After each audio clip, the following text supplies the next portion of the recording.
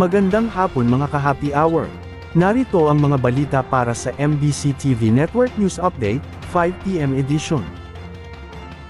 Panibagong taas presyo ng mga produktong petrolyo, epektibo ngayong araw. Magkakasabay na nagpatupad ang mga kumpanya ng langis ng taas presyo sa kanilang produkto. Kaninang alas 6 ng umaga, nang ipinatupad ang 70 centavos sa kada litro na pagtaas sa gasolina, mayroong 40 centavos sa kada litro ang pagtaas sa diesel, habang sa kerosene ay mayroong 20 centavos sa kada litro na pagtaas. Ayon sa Department of Energy, na ang pagtaas ay dahil sa posibleng problema global oil market, matapos ang pag-atake sa pumping station sa Russia.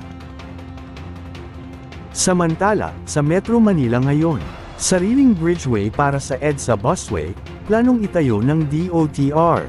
Planong magtayo ang Department of Transportation ng sariling concourse o bridgeway sa EDSA busway, para maiwasan ang siksikan ng mga pasahero. Ito ay matapos ang pagsakay sa busway ni Transportation Secretary Vince Dizon kahapon, February 24.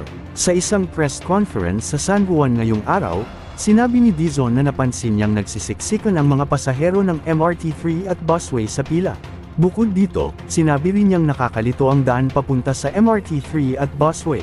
Dahil dito, isinusulong niya ang pagkakaroon ng isang hiwalay na concourse o bridgeway, para sa busway na hindi konektado sa MRT3. Ipinanukala rin niya ang paglalagay ng mas maraming karatula, o palatandaan papunta sa busway. Sa ngayon, isinasaayos na ng kanilang team ang final na disenyo ng tulay, at magsasagawa rin ng bidding para sa konstruksyon nito. Kapag naaprubahan ang disenyo at matagumpay ang bidding, maaaring umabot ng 10 hanggang 14 na buwan ang konstruksyon ng tulay. Ating alamin ang mga latest update mamayang alas 5:30 ng hapon, sa programang Metro Manila Ngayon, Afternoon Edition.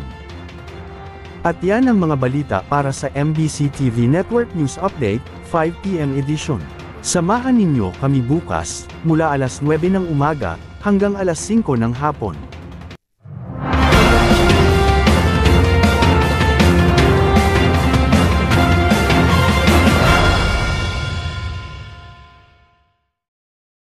Mga ka-happy hour, kung gusto mong manood ang mga balita sa MBC TV Network News Update, mag-subscribe sa aming YouTube channel, i-like ang aming Facebook page, at i-follow sa aming TikTok account.